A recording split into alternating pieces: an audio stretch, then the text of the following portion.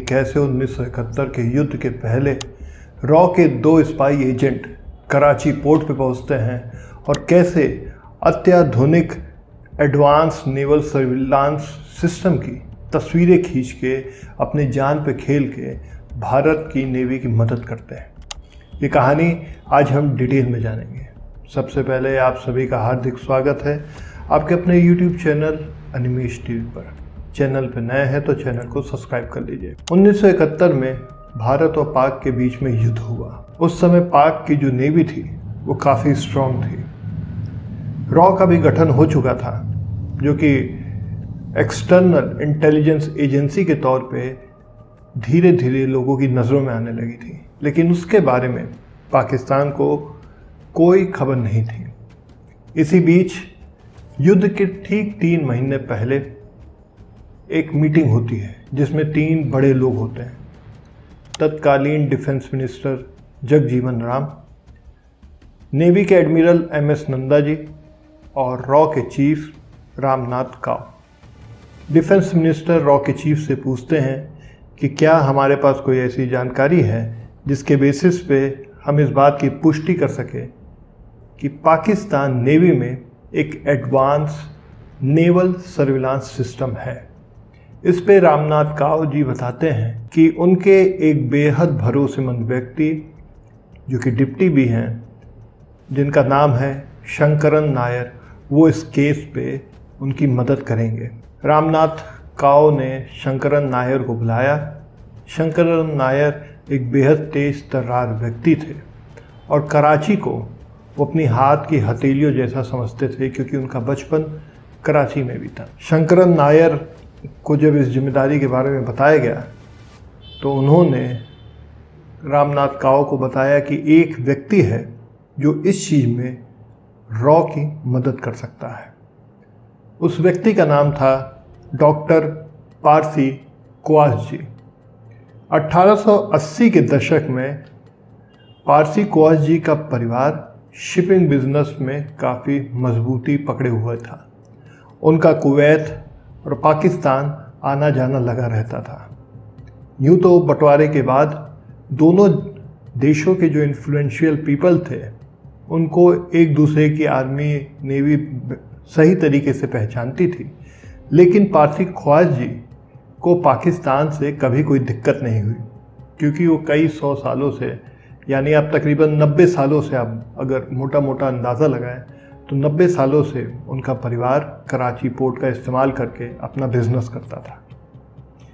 इसी बीच में जो पारसी क्वास जी थे उनका एक शिपमेंट मुंबई में पकड़ाता है जिसमें कुछ अघोषित चीज़ें थीं। अब जब ये बात कस्टम वालों को पता चली तो उन्होंने उनके ऊपर हैवी फाइन लगाने की कार्रवाई करना शुरू कर दिया। ये खबर शंकरन नायर जी को भी पता चली। शंकरन नायर जी अपनी किताब इनसाइड IBN रॉ में लिखते हैं कि इस काम को करने के लिए वे स्वयं बॉम्बे जाते हैं अपने 2 एजेंट्स के साथ। वो पारसी ख्वास जी के पास जाते हैं और उनको कागज़ दिखाते हैं। कागज़ में ये लिखा था कि आपके ऊपर जो कार्रवाई और हैवी फाइन लग रहा है वो कैंसिल हो जाएगा, लेकिन उसके लिए एक शर्त है। अगर पारसी ख्वास जी चाहे तो ये शर्त ना माने तो वो फाइन फिर से उनके ऊपर लग जाएगा। ऑलरेडी हुआ यूँ था कि रॉ के गुप्त फंड से पारसी ख्वास जी का वो फाइन जमा कर दिया गया था, लेकिन पारसी ख्वास जी को वो बात नहीं बताई गई थी। जब शंकरन नायर पारसी ख्वास जी से मुंबई मिलते हैं तो उन्होंने अपना नाम मेनन बताया। उनके साथ जो 2 स्पाई गए थे उनके भी नाम बदल के बताए, लेकिन उन दोनों का असली नाम राव और मूर्ति था। मूर्ति एक एक्सपर्ट फोटोग्राफर थे जो रॉ के लिए काम करते थे। पारसी ख्वास जी के पास कोई ऑप्शन नहीं था, या तो वो हैवी फाइन जमा करते या फिर मजबूरन मेनन यानी शंकरन नायर की शर्त को मान लेते। शंकरन नायर जी ने शर्त ये रखी कि आपका शिप जब भी कराची पोर्ट जाएगा तो उसमें मेरे 2 आदमी जाएंगे। ये 2 आदमी वही 2 स्पाई थे, राव और मूर्ति।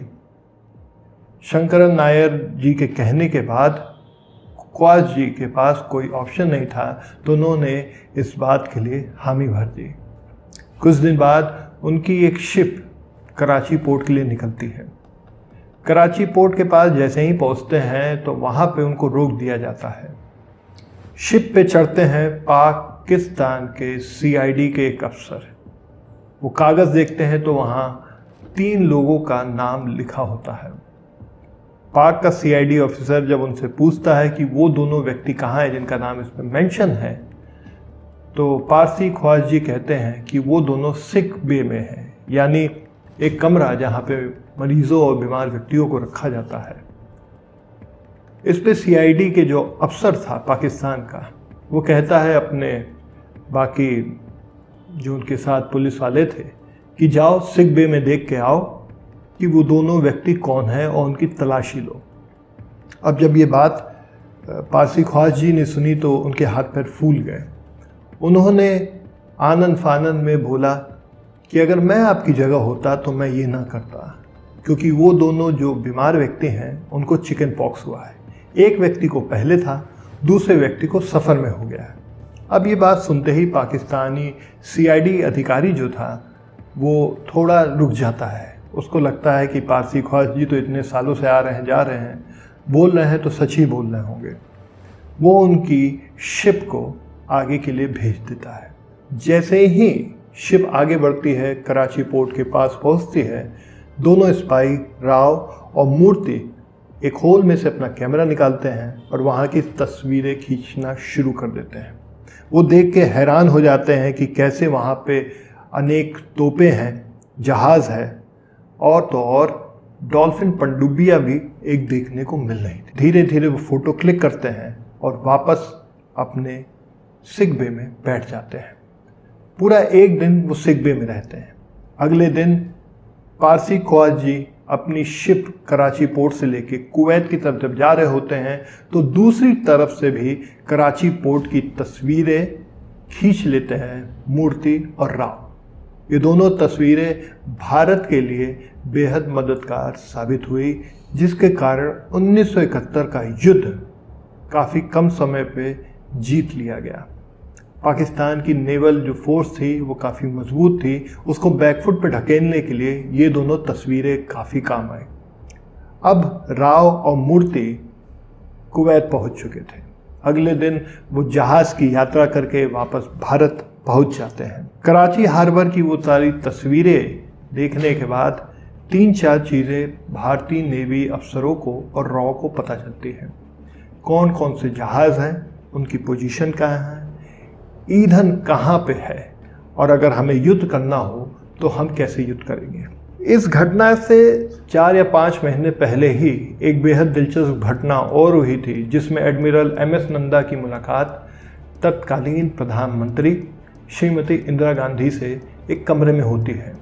श्रीमती इंदिरा गांधी उनसे नेवी की तैयारियों का जायज़ा के बारे में बात कर रही थी। MS नंदा जी श्रीमती इंदिरा गांधी जी से पूछते हैं कि क्या अगर हमारा युद्ध होता है तो हम कराची पोर्ट तक जा सकते हैं कि नहीं। इसका जवाब देने के बजाय इंदिरा गांधी ने उन्हीं से उल्टा सवाल पूछ लिया कि आप ये क्यों पूछ रहे हैं। इस पे एडमिरल MS नंदा जी ने कहा कि 1965 के युद्ध में सरकार ने हमको ये आदेश दिया था कि हमको अपनी समुद्री सीमा में रह के ही युद्ध करना है। इस पे श्रीमती इंदिरा गांधी जी ने कहा कि if it is a war it is a war, कि अगर लड़ाई है तो लड़ाई है, फिर कोई सीमा नहीं। अब तस्वीरें आ चुकी थी, सारी डिटेल आ चुकी थी, रॉ की इंटेलिजेंस, नेवी की इंटेलिजेंस सब मिलके इस पर काम करने लगी। 3 दिसंबर 1971 को जब युद्ध शुरू हुआ, उस दिन देखा गया कि डॉल्फिन पनडुब्बियाँ, जो कि एक बड़ी अच्छी और एडवांस पनडुब्बियाँ थी, पाकिस्तान ऑलरेडी डिप्लॉय कर चुका है। उनके पास 8000 नेवी के अफसर थे, जिनमें से 5000 की तैनाती भी कर चुकी गई है, क्योंकि उनको पता था कि बड़ी आसानी से कराची एयरपोर्ट को हम सुरक्षित भी कर लेंगे और वहाँ से हमले करके इंडियन नेवी को बैकफुट पे ले आ देंगे। लेकिन उनको इस बात का अंदाज़ा नहीं था कि रॉ के पास उनकी लेटेस्ट सर्विलांस मशीन की तस्वीरें हैं, और भी काफ़ी खुफिया जानकारी है। OS-1 मिसाइल जो कि तट रक्षा के लिए रशिया ने इंडिया को दिया था, उन मिसाइलों का इस्तेमाल करके भारत ने कराची पोर्ट के ऊपर कई सारे हमले किए। उनके जहाज़ को भी उड़ा दिया, उनकी पनडुब्बियों को भी उड़ा दिया, और तो और इसके बाद पाकिस्तान नेवी बैकफुट पे आ जाती है और अपने सभी जहाज़ों को एकत्रित करके कराची पोर्ट की सुरक्षा में लगा देती है ताकि कराची पोर्ट को नुकसान ना हो सके।